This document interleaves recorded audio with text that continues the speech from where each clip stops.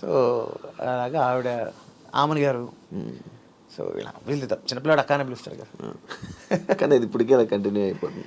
అంతే కదా, ఆ బాండింగ్ అలాగే కంటిన్యూ అవుతుంది కదా.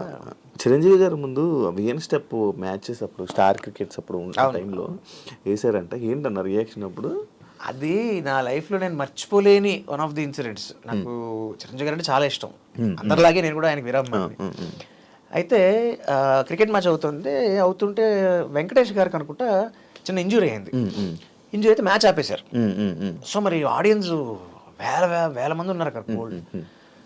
సో వాళ్ళకి మరి ఎంటర్టైన్ అవ్వాలని చెప్పి పాటలు ప్లే చేశారు. ఆ పాటలు నడుస్తున్నాయి. నేను చిరంజీవి గారి పక్కన ఉన్నాను, ఆయన పక్కన ఉంచిన అందరూ అడుగుతున్నారు ఎలా ఉంది ఆయన, వెంకీకి ఎలా ఉంది ఏదో కనుక్కుంటున్నారు. సడన్గా దాయిదైతామా పాట ప్లే అయ్యింది. దాయిదైతామా పాట ఒక్కసారి ఈయన మాట్లాడుతూ సడన్గా ఈ పాట స్టార్ట్ అందరూ ఆడియన్స్ అరిచారు. ఈయన ఒకసారి ఏంటి అరుస్తున్నారు అంటే దాయిదాం పాట, ఓకే ఓహో ఇందుకా అనేది ఆయన చిన్న ఇలా అంటున్నారు. నేను ఇప్పుడు చిరంజీవి గారు వేణ స్టెప్ వేస్తారు, అసలు చిరంజీవి గారు వేణ స్టెప్ వేస్తుంటే లైవ్లో పక్క నుంచి ఫస్ట్ అతి దగ్గరగా చూస్తున్నాను నేను అన్న ఒక ఎక్సైట్మెంట్లో ఉన్నా. మ్యూజిక్ వస్తుంది, అది వస్తుంది, మ్యూజిక్ వస్తుంది కదా,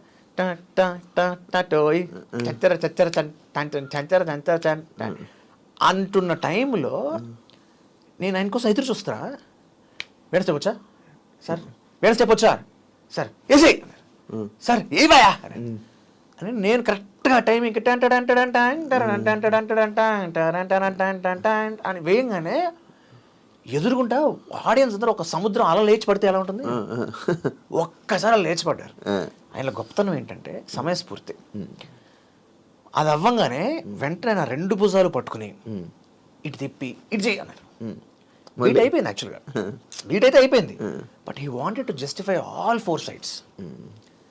ఇటు తిప్పి అంటే చిరంజీవి గారు మన భుజం మీద చెయ్యేసి పట్టుకుని తిప్పి చెయ్యి అని ఆయన చప్పట్లు కొడుతూ ఆయన విజిలేస్తూ, ఇటుపక్క వాళ్ళందరూ మళ్ళీ ఒక ప్రవాహం, మళ్ళీ ఇటు తిప్పి ఇటు చేయి, ఇటు తిరిగి ఇటు చేయి అయిపోయాక 4 సార్లు చేశాను 4 డైరెక్షన్స్లో. చేసేసిన తర్వాత ఆయన వచ్చి నన్ను హగ్ చేసుకుని భలే చేసావా, చిరంజీవి గారి స్టెప్ మనం చేయడం ఏంటి, ఆయన మెచ్చుకోవడం హగ్ ఇచ్చి that's high, very high moment. అది మరి స్టేడియంలో ఎంతమంది ఉంటారు? ఎన్ని వేల మంది వాళ్ళ సమక్షంలో. బట్ లైఫ్ టైం మూమెంట్ అదొకటి. ఇప్పుడు మళ్ళీ రీసెంట్గా ఏమైనా కలవడం జరిగిందా? రీసెంట్గా మన బాలకృష్ణ గారి 50 years ఫంక్షన్ దాంట్లో కలిశాను. మళ్ళీ కలిసాను. ఆయన మెమరీ అబ్బా బా చిరంజీవి గారి మెమరీ అంటే నేను ఐ గెట్ సో సర్ప్రైజ్డ్. నేను ఆ రోజు క్లీన్ షేవ్లో ఉన్నా, చాలా కాలం అయింది చిరంజీవి గారిని కలిసి, నేను దాదాపు 10 ఏళ్ళు అయినట్టుంది, గుర్తుపెట్టరు లేదో అని మాల్లో ఉన్నారు ఆయన. స్వామి బాగున్నారు స్వామి, బాగున్నా గుర్తుపట్టలేదేమో, నేను బాలాజీ స్వామి. ఏంటి స్వామి, ఏంటి స్వామి, నేను బాలాజీ ఇచ్చా స్వామి, నేను చైల్డ్ ఆర్టిస్ట్, హీరోగా చైల్డ్ ఆర్టిస్ట్ ఇచ్చి. ఏంటి స్వామి అక్కడ మతిమరపు అనుకుంటున్నారా అండి? అయ్యో అలాగే స్వామి, ఊరుకోండి స్వామి, నాకేం తెలీదు, తెలుగు చాలా బాగా మాట్లాడతారు మీరు, కవితలు రాస్తారు, పాటలు పాడతారు, మన ఇంట్లో కూర్చున్నప్పుడు రాష్ట్రం వచ్చినప్పుడు ఎంత బాగా పాడారు పాటలు, మర్చిపోయి అనుకుంటున్నారా? చిరంజీవి గారి ఎప్పుడు వెళ్ళాను ఆయన ఇంటికి, ఎప్పుడు పాటలు పాడారు ఆయన ముందు పాట. ఆయన ఇంట్లో ఆయన క్రికెట్ మ్యాచ్ ముందర, ఈ మ్యాచ్ ముందు రోజు ఆయన ఇంట్లో పార్టీ ఇచ్చారు. సో ఇంటికి వెళ్ళాం. వెళ్ళినప్పుడు ఎవరు నరేష్ అన్నయ్య అనుకుంటా, అల్ల నరేష్ అన్న చెప్పాడు, గాయచ పాటలు రాస్తారు సార్ అంటే. అవునా పాడా 4-5 పాటలు పాడా.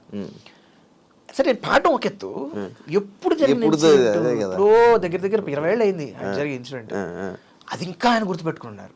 అది ఇన్సిడెంట్ గుర్తుపెట్టుకోవడం కాదు, నేను ఆయన సరదాగా చిన్న జోక్ వేశారు చిరంజీవి గారు నాతో, ఏంటి నువ్వు ఇంత బాగా పాడుతున్నావు అయ్యా, నాకు ఇప్పటికి 2 ఏళ్ళు ఉన్నా నా పాడడం రావట్లేదు నాకు అసలు, నేను బొంగురుకొని తీసి పాడితే జనాలు భరించారు నన్ను అని జోక్ వేశారు. జోక్ వేస్తే అయ్యో అదే సార్ బాగా పాడారు సార్, మీరు పడేవారు సార్, బాగా పాడారు, ఊరుకోయా మొహమాటం చెప్తున్నావు నువ్వు, అయినా నువ్వు 5 ఏళ్ళు ముందు వచ్చినా నేను 5 ఏళ్ళ తర్వాత చాలా ప్రాబ్లం అయిపోయింది తెలుసా, అయ్యో సార్ అలా అనకండి సార్ అంటే. He makes people so comfortable. అంటే ఆయన చిరంజీవి ఒక శిఖరం అబ్బా, మనం ఆయనతో ఉన్నప్పుడు he makes us so comfortable. అరే చిరంజీవితో ఉన్నాం అక్కర్లా అని హీ మేక్స్, ఆయన మన లెవెల్కి వచ్చి మనకి he will make us comfortable. ఆ పరిస్థితిలో ఈ జోక్ వేశారు ఆయన. ఇది ఆయన వేసిన జోకు ఎప్పుడితే 18 ఏళ్ళు అయిపోయింది ఆల్మోస్ట్. ఈ జోక్ రాజారావు దగ్గర ఆయన చెప్తున్నాడు స్టేజ్ మీద. ఏమి ఎన్ని లక్షల కోట్ల మంది కలిసి ఉంటారు ఈ గ్యాప్లో, ఆయన ఎన్ని జోకులు అయ్యి ఉంటాయి. What a memory. అసలు ఏది మర్చిపోరా అన్నీ. అసలు ఎక్స్ట్రాడినరీ మెమరీ. అంటే రైటర్గా కూడా వర్క్ చేశారు. ఏ మూవీ కన్నా స్టార్టింగ్ ఫస్ట్ రైటర్గా? లిరిసిస్ట్గా అయితే మా జయ గారే, ఆవిడే నన్ను లిరిసిస్ట్గా చేసింది ఆవిడ. ఇన్ఫాక్ట్ చంటిగాడు అప్పుడే నేను అప్పటికి పాటలు రాస్తున్నా. సో ఆవిడే ఉన్నారంటే, ఇన్ఫాక్ట్ చంటిగా టైటిల్ సాంగ్ కూడా రాశాను నేను. కాకపోతే ఆవిడ పాయింట్ ఏంటంటే ఒకేసారి క్లబ్ చేయొద్దు మనం, నేను సెపరేట్గా లిరిసిస్ట్గా కూడా పరిచయం చేస్తానని చెప్పి ఆవిడ తర్వాత సినిమా ప్రేమికులు అనే సినిమాతో లిరిసిస్ట్గా ఆవిడ ఇంట్రడ్యూస్ చేశారనమాట. తర్వాత రెయిన్బోకి రాశాను. రెయిన్బో సినిమాలో మన వీణాయితీ గారి సినిమాకి రాశాను. రాజశేఖర్ గడ్డం గ్యాంగ్కి రాశాను. సో అలా ఒక 10 పాటల దాకా రాశాను. 10 పాటల దాకా రాశాను. మంది అన్నింటిలో ఉన్నారన్న, మొత్తం అన్ని దాంట్లోని అన్ని రంగాల్లోని ట్రై చేసి ఒక్కొక్కటి ట్రై చేసి వదిలేసారా? డబ్బింగ్ ఆర్టిస్ట్గా ఉన్న వదిలేనా ఏం లేదు.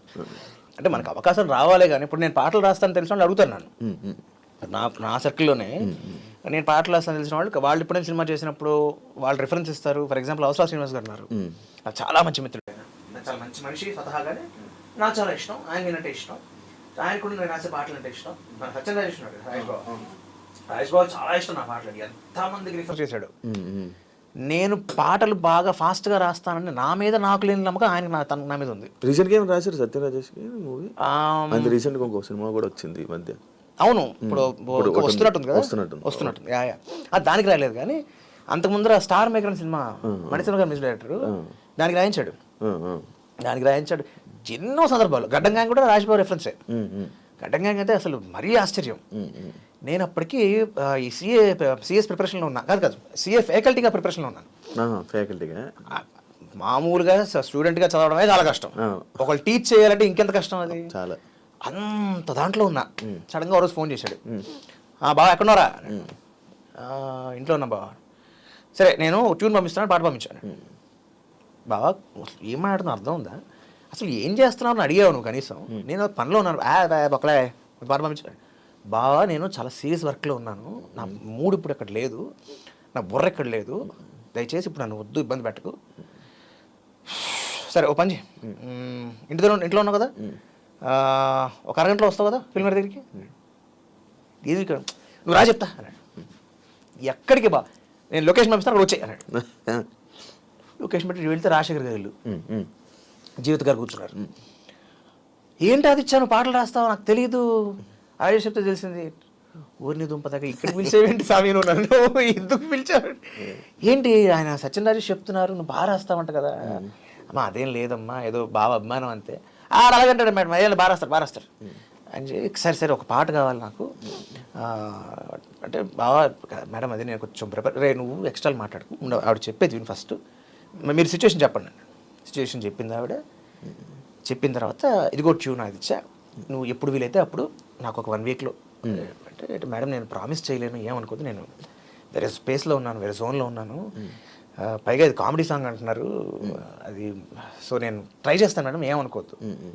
అలాగే అమ్మా, సరే అన్నయ్య బాగున్నారు, రాజశేఖర్ గారు బాగున్నారు, అయిపోయింది. పిల్లలు కనిపించారు. నేను అప్పుడు డీడీ కాలనీ ఉండేవాళ్ళం, సో మాకు అరగంట పట్టేది ఫిల్మ్ నుంచి డీడీ కాలనీకి వెళ్ళాను. సీడీ తీసుకుని కార్లో పెడితే, నేను ఎగ్జాక్ట్ వచ్చాను ఆనెస్ట్గా చెప్తాను, కార్ ఎక్కి కార్ దిగడానికి అరగంట పట్టింది నాకు. అరగంటలో పాట అయిపోయింది. పాట రాశారు, అయిపోయింది పాట. ఆవిడకి వెంటనే ఫోన్ చేసి రాసి పంపిస్తే ఒక్క అక్షరం కరెక్షన్ లేదు. వెంటనే రాజ్బాబుకి ఫోన్ చేస్తే, బావాలు అయిపోయి, నేను చెప్పాను నువ్వు రాస్తావు, నీకు నాకు మీద నాకు లేని నమ్మకం, నీకేంటి బావ అసలు ఇది అంటే, అంత ప్రేమిస్తాడు మనిషి. సో అదొక మెమరబుల్ ఇన్సిడెంట్ అనమాట నాకు. ఇప్పుడు ఈ రీసెంట్గా ఏమైనా రాయలేదన్నా? ఈ మధ్య కాలంలో నేను రాయలే. రీసెంట్గా నార్మల్ సాంగ్స్ రాసుకోవచ్చు కదన్నా? రాసుకుంటా నేను ప్రైవేట్గా 250 పాటలు రాసుకున్నాను. ఉన్నాయి 250 పాటలు నా దగ్గర, 250 రెడీగా. ఇప్పుడు రెడీగా నువ్వు పాడమంటే నేను నాన్ స్టాప్గా 100 పాటలు పాడగలను. ఇప్పుడు 100 పాటలు పాడగలను నాన్ స్టాప్గా, అట్లీస్ట్ 100 పల్లవులు కూడా పాడగలను నాన్ స్టాప్గా.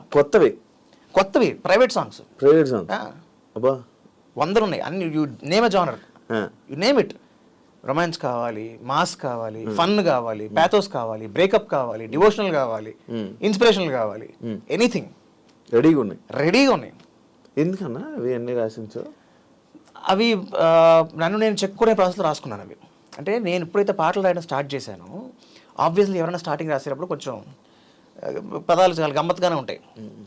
ఇది కాదు, మనం జెన్యున్గా ఒక రెగ్యులర్ రైటర్ లాగా రాయాలి అంటే బాగా ప్రాక్టీస్ చేయాలి అని చెప్పి then I started writing songs. ముందు కవితలు రాసేవాడిని. ఉమ్, ఉమ్.